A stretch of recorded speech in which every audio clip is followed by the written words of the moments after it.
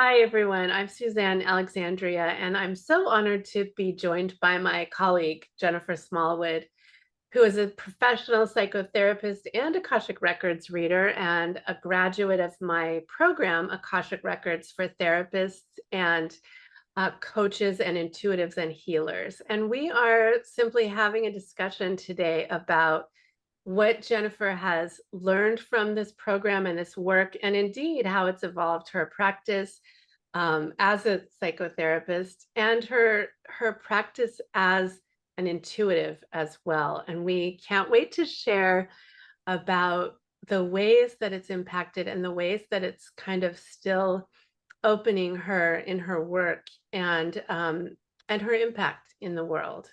So I'm delighted to also share that as a result of this work together, Jennifer and I have come together to co-create some modules in this program. And you'll be hearing more about that in other videos and at other times. But we also have a book that has been in the creation. And here's a draft cover of it. I'm just showing it in cover, like a cover like that, because it's coming into form. But it is a co-creation of both of our presences in how to really incorporate Akashic Records into a therapeutic setting. And she's now an expert in that. And so she's written half the book, and she's got an array of testimonials from people whose lives really have been impacted because she dared to bring the Akashic Records into the setting. And we just know when you bring spirit into the room, magical things happen. And so we'll be talking about all of that and how this inner transformation has been for you, Jennifer. So thank you for joining. Thank you, thank you, thank you. It's an honor to work with you and to have seen the growth of what this has brought to you. So I'm just so grateful that you're here today. And thank you so much for inviting me. Thank you. I'm excited to be here. Beautiful. Okay. So let's just start. We're kind of weave through the story. I want to ask you first, if you can recall back. I mean, it's been like a year and a half since we embarked on that journey together of starting the program. But you were already a very accomplished therapist. And what was your intention when you started on the journey of opening to the Akashic Records? Can you kind of dig back to that time and what intrigued you and why did you even think it would be something for you? That's a really good question. And to be honest, up until the beginning of your training program a year and a half ago, I had never ever heard of the term Akashic Records before. Mhm. Um, Not I think surprising. like It's really not out there much. I think like a lot of people in the UK and a lot of people in Europe, it's just not spoken about and it's not known about as much. Um, and I'll be honest, yeah, but we're going to change that. um, so I've been a psychotherapist for just over 20 years, practicing in England, near the Peak District. And I've always felt like compelled to I suppose, help as many people as I possibly could. Um, Psychotherapy works for about 55% of the population, we think. I then added EMDR into my skill set because that raises the bar up to about 85%. I Mhm. then added somatic therapy to that bar because that brings us up to about kind of 95%. And I went to bed one night and I just had a conversation with Spirit. Um, and I kind of said, look, if there's something else, I have a feeling there's something else I'm supposed to do. Just one other thing. I don't know what it is. I think it's something spiritual, but I actually haven't got a clue. If I'm right, can you send me a sign in the next like 24 hours, please? Mhm. And can you please not be subtle? Because when you're too quiet or too subtle, I don't get the message. Oh, Um, yeah. it's so, and literally, the next day I sat down in my office to do work, and there was like 7 emails all talking about, adverts for Suzanne Alexandria. And I was like, never heard of her, delete.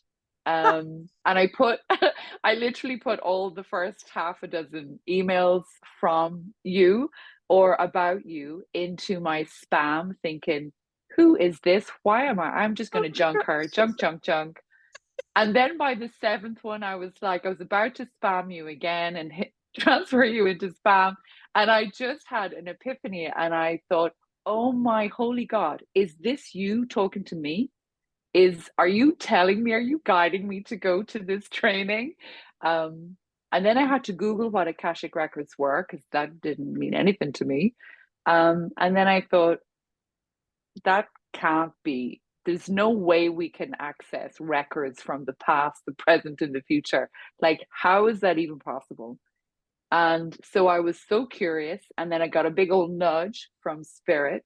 So that's why I signed up. Mhm. It wasn't something Seven of them, that I seven of them. intellectually, yes, it wasn't an intellectual decision. It wasn't based on any evidence. It was based on a good old fat nudge, Mhm. um, and an inbox full of emails Yeah. advertising your course. Finally the one. Okay. I forgot that. I totally forgot So that. that's how I got there. Yeah. And just staying in that time frame, like were you were pretty aware of your own psychic abilities at the time, right? Like you'd already like you could converse with spirit, but just I would love if you'd talk a little bit about like where you were with your clair senses and all of that at the time. It's funny listening to you describe me in that way, because I wouldn't describe me in that way. Up until I started your class, I would have said I was a really ordinary person, and like pretty much asleep. I was asleep at the wheel. um, Netflix, wine, smoking, all that kind of stuff, red meat, all that kind of stuff, junk food, whatever. And then something shifted for me when my mother died. And that's when, so that's about 6 years ago. So that's when I started noticing things, sensations. I started seeing things. I started hearing some things. Mhm. And initially, for the first few years, I kind of thought I was just going mad. Um, and that's what I really liked about joining your class. It did take some courage. And of course, it was the middle of the night here in the UK to do your training in the Yeah, States. she got up But at midnight every time we had class. I Yes. did. I was very dedicated. But what I really loved about joining your training was that it gave me a community. And I realized in your training, I am not mad at all. I'm just waking up. And what your training course did for me was that it accelerated my training, it accelerated my waking up, my awakening. And then it also gave me confidence and a stronger voice. So I started to ditch the friends who were kind of on a different frequency that yeah, I couldn't be who I truly wanted to be. Mhm. I started to end those friendships. I stopped drinking a year and a half ago, nearly a year and a half ago. I finally found the energy and the courage and the determination to clean up my act. And then it was like an acceleration program. Um, so I'd say my strongest clair is the claircognizance. Mhm. Um, and but since doing your training, that has come online even more. But now I think I've also got a little, well, a fair bit of clairsentience, a little bit of clair, um, Voyance. clairvoyance. Thank you, and a little bit of clairaudience. And now I've even got some, I think it's called Claire Gustinans, Mhm. where I can smell things now. I've always been able to, like, I've always known when either of my two babies, who are now big babies, leaving home, but I could always knew when they were, before they were sick, I always knew a sickness was coming because I could smell something different about them. And I Mhm. would always say to my husband, okay, Cowpaw, extra this, extra that, get extra nappies, get da da da da, because we're about to hit a bad time. Oh, And always they would be sick the next day. I can smell in my psychotherapy practice. I can smell like when there's a very strong bitterness. Like, yeah, I can smell. So I'm now starting to get smells for different, very strong sensations. mhm. Um, so yeah, I think they're kind of, I think your class has accelerated all of whatever Mhm. That- intuition yeah. I naturally had. Yeah. Thank you for sharing that. I think it's important because that is really the point of the activations that one goes through in this program are to like harness and align the senses and the intuitive system, the chakra system, and the body, mind, soul, spirit connection. And so I love, you know, I, I love this discussion because I find, like you, I know you were already psychic, and everyone I talk to already is. Like everyone who's watching this could list several things that they intuit that they're really good at. It just is our natural way of being, but when we don't talk about it or harness it or practice it or like build it like a muscle, it's like sort of stays in the attic until it's used. So anyway, I just appreciate you saying that because I experience you as highly, in tune, and now you're a very open channel, as we know. So, and that takes practice, and that takes perseverance too. It's not just an overnight thing, but you were ready. So to all who that speaks to, that's one of the huge benefits of going through attunements because it helps do that a lot more quickly. um would you mind talking about how it's enhanced your connection with spirit? And by the way, like, I love it that you say you weren't that in tune when you're the one who sent up a big prayer. Like you knew to send up a big prayer and say, and I want it in 24 hours and I want to be bonked on the head. Like that's a thing. Like you're already connected, right?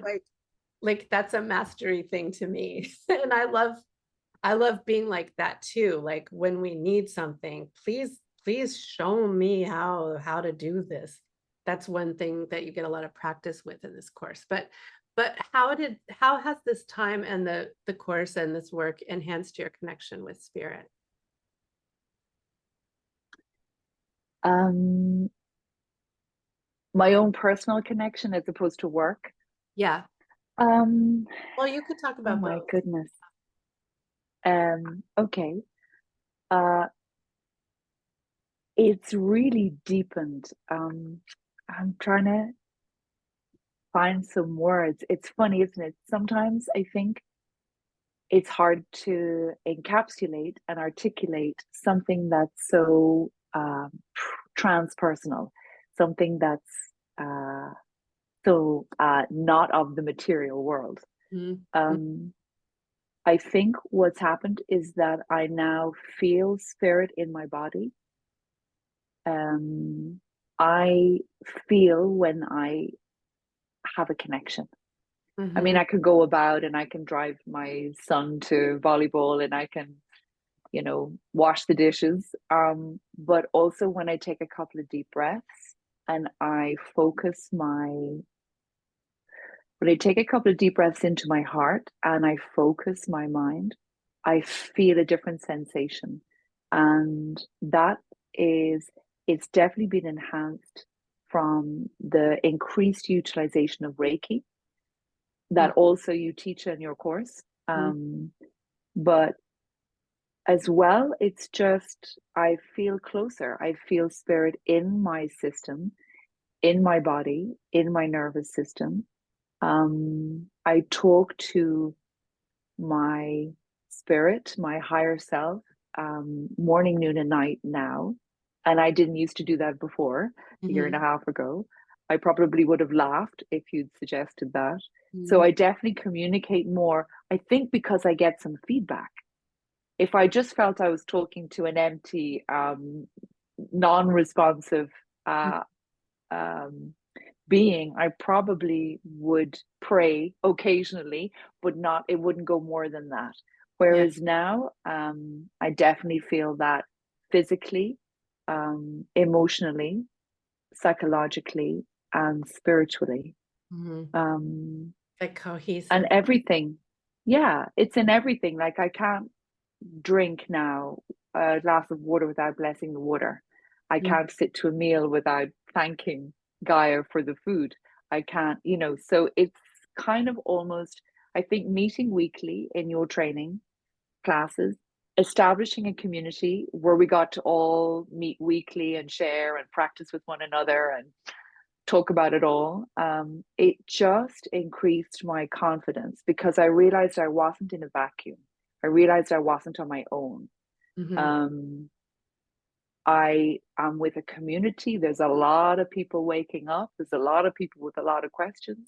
And we just had fun as well.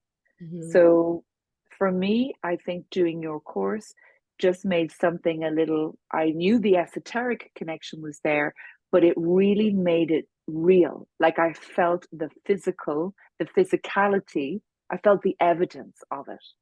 And so straight away, okay, so they're not just my friends that I think I'm talking to. It's like, oh, hi guys. I can smell you. I can feel someone just brush past my hair. I can, oh, okay. I wake in the middle of the night and it's like, okay, someone's in the room. you know, and it's that kind of feedback that has, has been enhanced. Yeah. And so how has all of that enhanced in the therapeutic session, enhanced like the clarity and the wisdom that you bring through? I like that you've used those words. They're exactly the words I would use. And in fact, I think I've got them on my website now. So when I access the prayer, the anchoring prayer for the Akashic Records before my sessions, see, that's a new thing. It's just straight away because I never used to do that beforehand. But now I do. I access the prayer once in the morning and then once after lunch.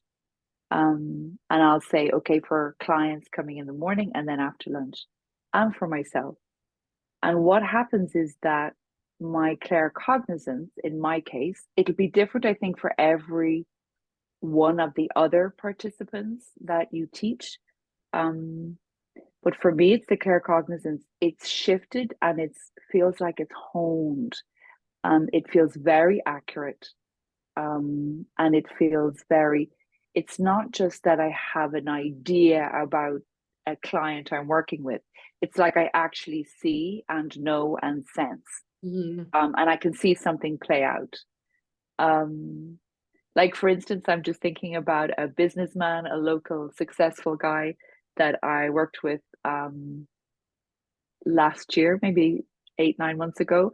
And I'm thinking once he came in and his foot was in a cast, and as soon as I opened the door, as soon as we walked into my studio, the word dropped in. And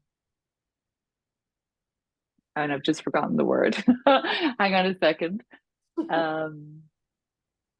Oh, and the word dropped in, and the word that dropped into my claircognizance was cellulitis.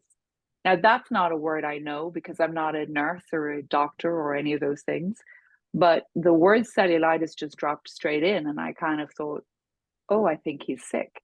But I didn't say anything, and we began our therapy session, and we began where we left off in the previous session, and But as I was talking to him, I just kept hearing the word um, cellulitis, cellulitis. And I interrupted him and I said, excuse me. By the third or fourth time the word came in, I was kind of thinking, okay, so spirit, you're wanting me to say this.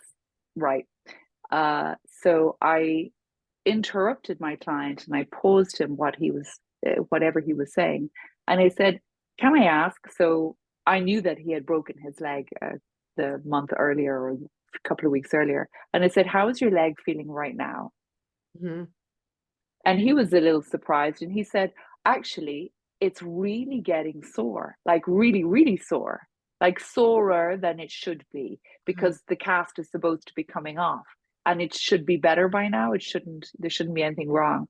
And I said, I hope you don't mind me saying, but I'm getting a little guidance. And he just kind of looked at me like, the big frown, like, oh God, here she goes. Is this going to be like woo woo or what? And I said, I'm hearing the term cellulitis, and I think you need to go back to the doctor again. And he said, no, no, he was going to go back to work the next day. And I said, that's fine, but I strongly advise against it. And I think you need to go back to your consultant. And if I'm wrong, I'm wrong, that's fine. But I have a strong push to tell you that maybe go and get it checked out again. Yeah. No harm, no foul, no harm, no foul. Yeah. Just, take it or leave it. And he did, and then rang me to say, oh my God, how did you know? He went back to the consultant the next day about going back to work, taking the cast off. The guy did some tests and said, no, the blood is getting poisoned in the wound now.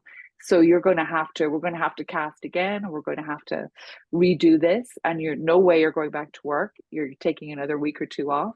And now we need to put you on a course of antibiotics.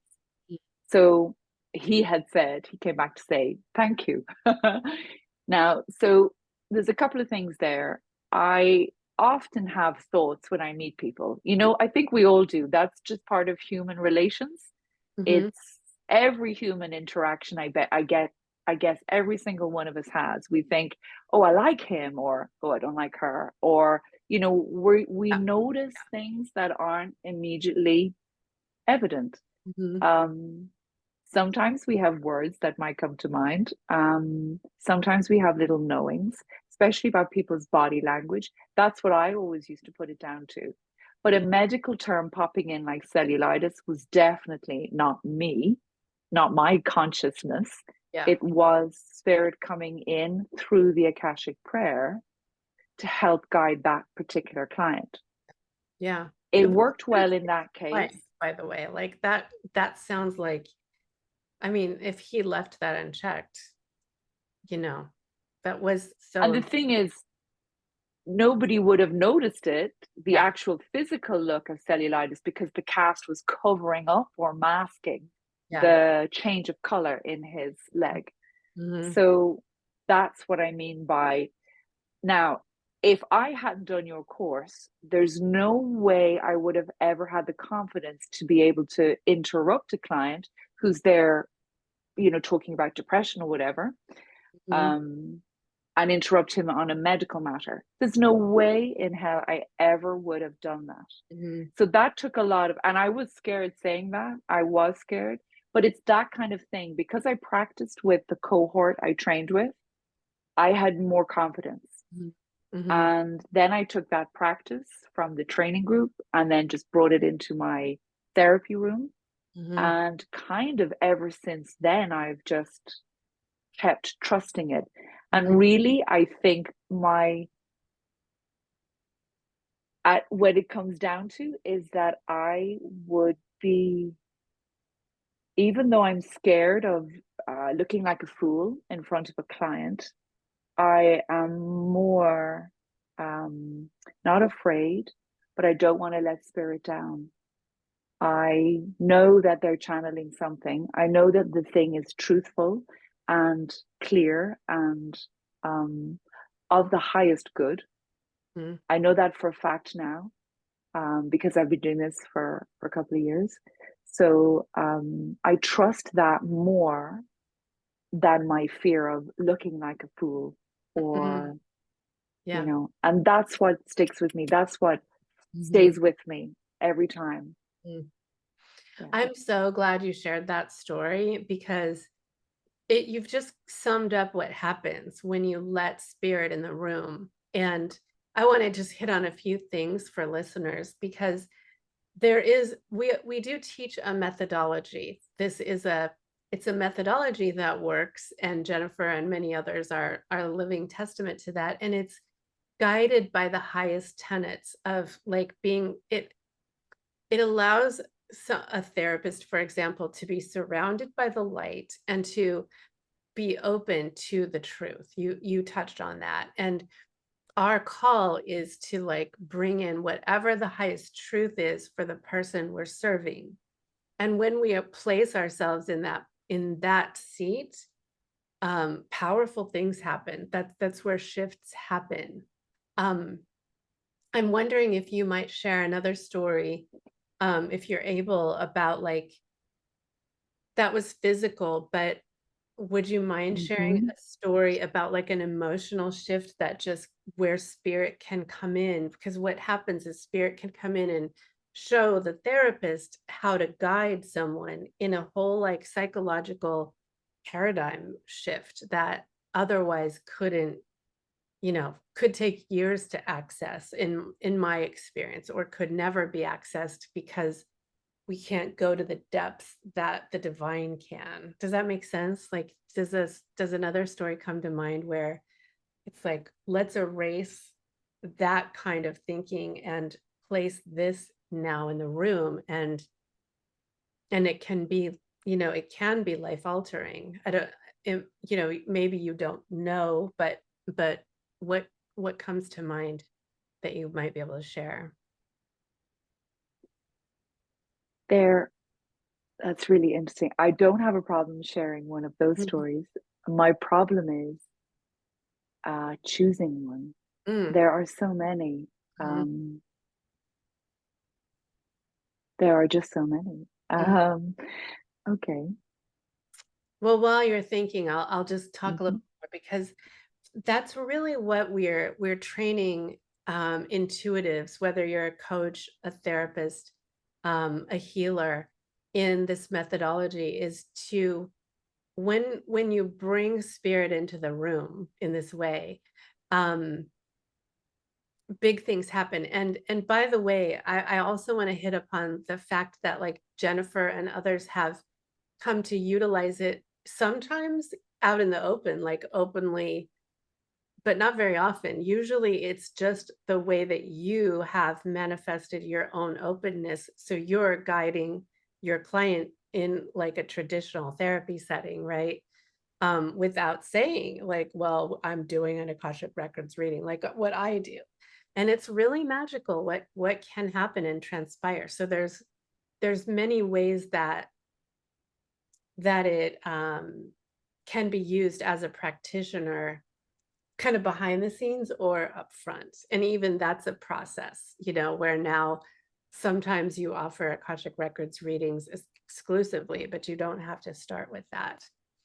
Um, anyway, that's an aside. I don't know if you can think of a story, and if not, it's fine. Or if you have one to share, do you have one to share? Um, yes. Okay.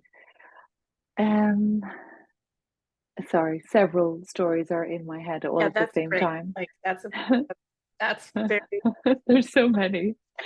fair. Um, so let me say about so this afternoon I was working with a woman who had suffered sexual abuse uh, from a grandfather during childhood, and then I'd say a little bit of neglect from both parents, just Mhm, not believing her, not putting her needs first, um, kind of wanting just to, keep the peace, mhm, don't rock the boat, keep the peace, that kind of thing. So now that woman has two children of her own now, a couple of decades later, and she's the opposite with those two children. mhm, She advocates for them. They both have different issues, different things. One is adopted and one has some other issues. So I don't want to go into too much detail here. Yeah. But suffice to say, that what became really clear, like what I saw, and I wouldn't have, I mean, I know I'm a good therapist, Yeah. but what's happening is that I'm just getting much more instant insights, knowings, and they, because I feel them, they kind of land in my, feels like my solar plexus, like just under my rib cage. It's like a boom. Yeah. A straight line comes in and hits me in the chest down to belly area, like a little boom. Mm-hmm. And I realized that it was a duality program for this woman. So she was wounded in childhood by not being believed and not being cared for. She wasn't tended to. She would often be physically hurt and never tended to. Mm-hmm. So that's an abandonment. It's yeah, an abandonment program, but also not being cared for. Mm-hmm. So now flash forward, and she over advocates, fights for. She's in there tussling in the school and in the neighborhood, making sure that her kids' Mm-hmm. voices are heard time and time and time again. Now, that's lovely, like good on her. But the cost of that, there's a price that she's paying on her nervous system because she's often now in positions where she's having to go in and ask the teachers of her children's classes, ask the teachers for more understanding for her kids, ask for this, ask for that. And of course, it's quite a high price on her own nervous system, which hasn't been healed yet. We're just in the middle of that trauma work. Mm-hmm. I'm using EMDR for that. But the knowing of the duality program came straight in, and I could say to her very quickly today, like I didn't need several sessions or several weeks or months. I just needed a few minutes, and then I went straight in, and with a gentle challenge of what was lacking over here is in your creating over here in spades. And that's lovely. And we would all understand that. Yeah. And like, what a fantastic, what a perfect mother you are. However, they're both polarities, they're extremes. And if you make your children's, if you save them, protect them from every single thing, well, then they're going to be in trouble by the time they leave home at 18, 19, because the world is not perfect and will not protect them. So they got to kind of be able to rub up against some injustice, Mhm. some wounding, some Yeah. problems. Build the muscle. Um, exactly. So is there a middle ground? Is there a compromise? Can you be a good enough mother rather than, we know you're definitely not neglectful like your parents were, but is there some overkill here? Mhm. Is there a middle ground where your poor nervous system doesn't have to go and do battle every single day? And as soon as I said that, like her whole nervous system just like, oh, Mhm. her shoulders came back down, her head came back down. There was a tightness in her jaw that just left. She relaxed and could see that if she dropped the perfectionist program, if Mhm. she dropped the perfect mothering, the always protecting, the overprotecting, that actually everyone in the family would be better off. Mhm. And that just happened. That was only 5 minutes.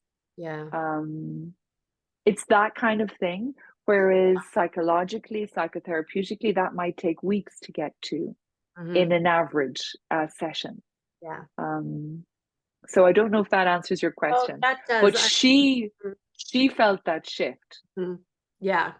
the shift. She felt the shift, and it landed perfectly in her system. I didn't have to say any more. I could just say a couple of words. Mhm. Boom, it came in, gone, done. Yeah, field. and it gave her that freedom to let go. Yeah, I'm grateful you shared that, because when we ask for the truth, there's a saying, we know the truth will set you free. And when we lay our foundation in this way of working with people, like, show me the truth, sometimes it takes a lot of bravery or audacity or courage, but I think you and I and many others know that when you can identify the underlying cause of something, a polarity, a duality like that, it is so liberating, because now she can go forth and start to make the changes in her everyday, which that then becomes the work, right? Sometimes helping her make her habits different, because she's going to need to unwind and reel back in from some of that. But then she's already free. Like, she's already free because she knows, oh, what happened. And so Yeah. yeah, I think that's a really apt example of what happens. Like, spirit is the only one who can get in there and show us, the practitioners, the real thing. Like you said, we could talk for, many of us have worked for decades on some of these issues, but when you bring in something above, like the hand of the divine, I call it the hand of God, the hand of spirit, however you want to call it, it moves mountains. And then the practice becomes changing habits, is how I find it, and catching yourself in those old habits. So I think that's a really great place to sort of kind of wrap this up and say, to viewers, the benefits. I just kind of want to be now Jennifer and Suzanne talking exclusively about this program. I mean, Jennifer is going to be training in some modules from a therapeutic perspective based on what she has learned. So this course has all the activations that I bring in with Mother Mary and Isis and Kuan Yin and the Ascended Masters and the Archangels. It's a lot of angelic guidance. And Jennifer brings in very practical, like, this is life altering. Here's how you might consider changing your pace, your practice as a practitioner. And again, whether you're a psychotherapist or a coach, it's similar. It's all about weaving it in, sometimes behind the scenes, sometimes up front, and up leveling how you have impact, right? I think that's what we want from this program, is how can you allow such a softness too, like even in your story, it softly comes in as the truth. And that's always my experience too. Like, it comes in and it's received, and something bigger than us always knows what to say, what to have us say that will be received. And I've done, so many of those kinds of readings, and some of them are heavy hitters.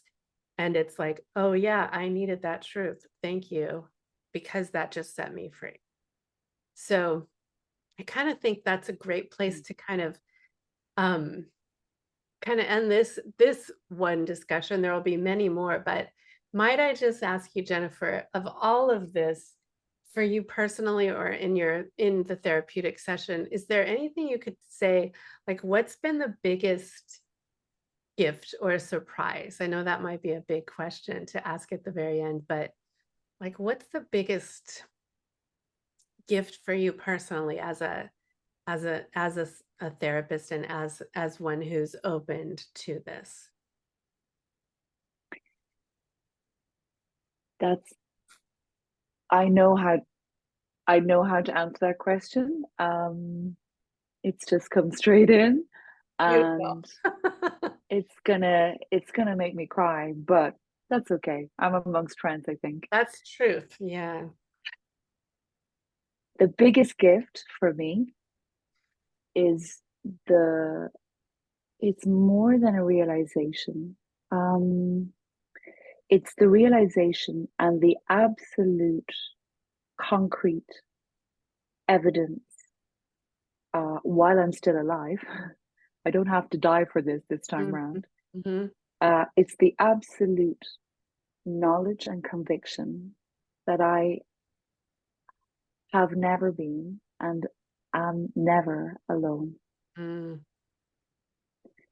And I think through spending some periods of my life feeling very alone, Mm-hmm. that is the gift. I'm not, I don't need anything else. I don't need anything. That is my whole total gift. Mm-hmm. So that's my personal gift. And then professionally, Mm-hmm. what I've noticed is that, like, I've been doing this business for over 20 years, as I've said, but it's in the last year when I've been adding or enhancing my psychotherapeutic practice with Akashic energy, that the clarity and wisdom that comes in, the benefits, the outcomes of the therapy have gone off the scale. Mm-hmm. Um, because I think for the same reason.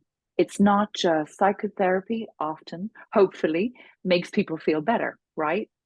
Makes people understand what they didn't understand before, makes them drop some narratives that they're looping on, all that kind of stuff.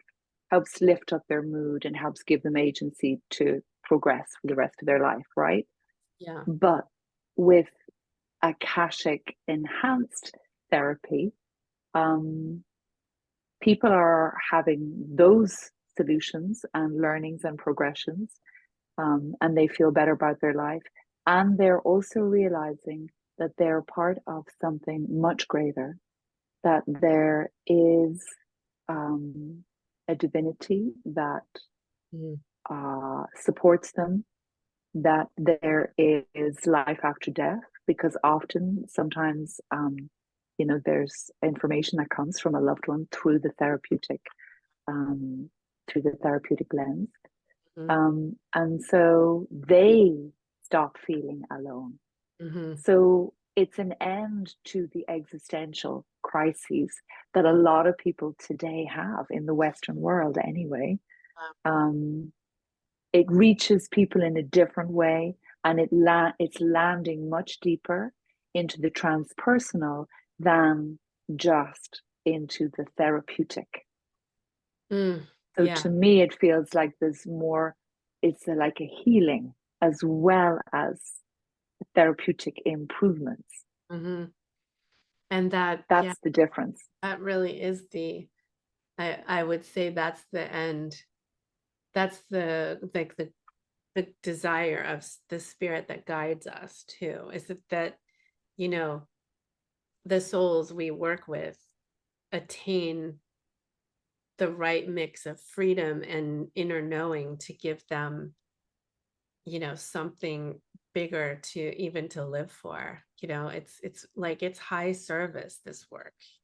And we take it very, very honorably and seriously, and we are learning to become intermediaries for something so great. So it's just beautiful. Thank you so much for sharing all of this. And I would say to listeners, if you're curious, there's a page on my website about this program and the next dates for its launch. There's information and resources about this book coming out. It will be out depending on when you listen to this. And if you're, please reach out through me, through my site, if you're curious and want to learn more. There's lots of opportunities to even get glimpses of more of this. So we would welcome you into our cohort, both of us, and into the training if it's for you. So trust your heart and reach out for more if it's calling to you. So thank you, Jennifer. And thanks to everyone who's listening. Thank you. And Thank you. trust your heart is what I'll say. Trust your own instinct because you've got it. like Jennifer's first story, she put out a prayer and then got it. So thank you, thank you, thank you. And we'll see you Thank on the you. next video.